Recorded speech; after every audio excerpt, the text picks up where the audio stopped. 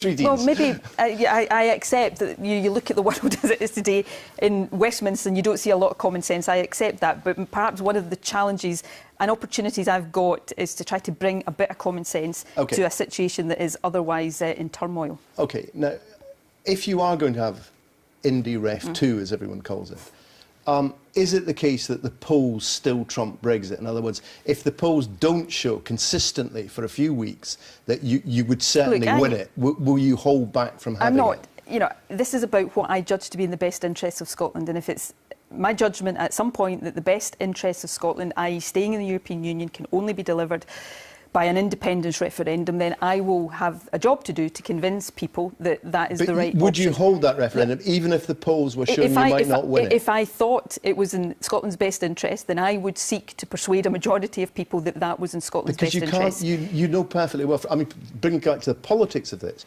you can't afford to lose another one. Gordon, do you know what? I can't afford... That's looking at it from my narrow political interests as leader of the SNP. Now, I don't want to sound pious or sanctimonious here, and I hope what I'm about to say doesn't do this. But I'm not going to make judgments over the period ahead on what's right for me as leader of the SNP or the SNP as a party. I'm the First Minister of Scotland, and I've got to try and make judgments about what's in the best interest of Scotland. And if I reach a point over the next few months that says the only way I believe we can protect Scotland's economic, social interests is to become independent, then I have a duty to say that to people in Scotland and to try to bring Scotland together behind that. And that's, you know, that's perhaps the responsibility of leadership here. Scotland right now needs to have an honest conversation at every step of the way. This is a situation not of our choosing. If we simply stand back and allow it to happen, then the economic consequences, the social, the cultural consequences, the consequences for our place in the world are going to be devastating. So I've got a duty to find a different path forward, and that's what I'm going to try to do. There is another big constitutional issue you're going to have to face, isn't there?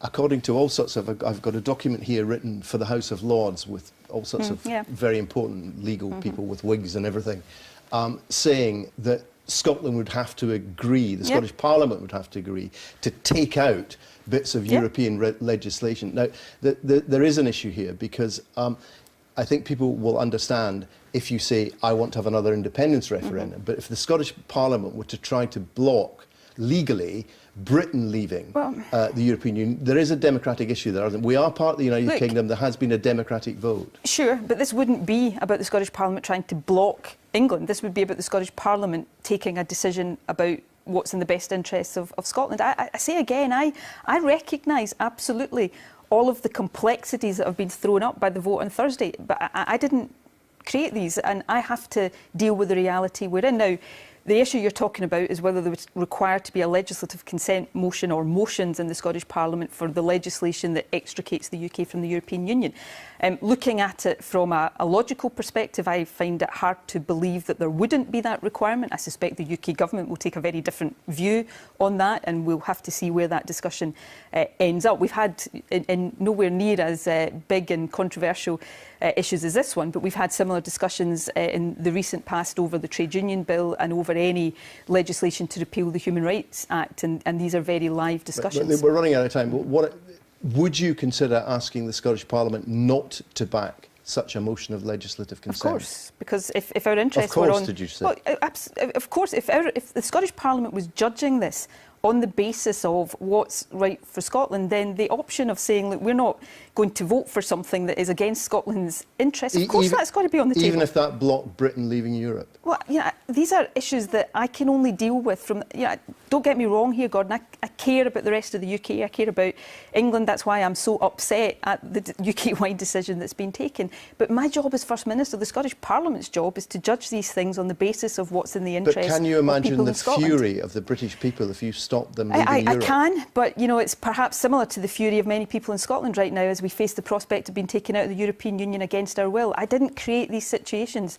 I've got to try to navigate the best way forward through them. I'm not pretending any of them are easy or without complexity, and I will try to do it to the best of my ability with the best interest of the people I am elected to serve uppermost in my mind. All right, Nicola Sturgeon, thank you very much indeed. Thank you.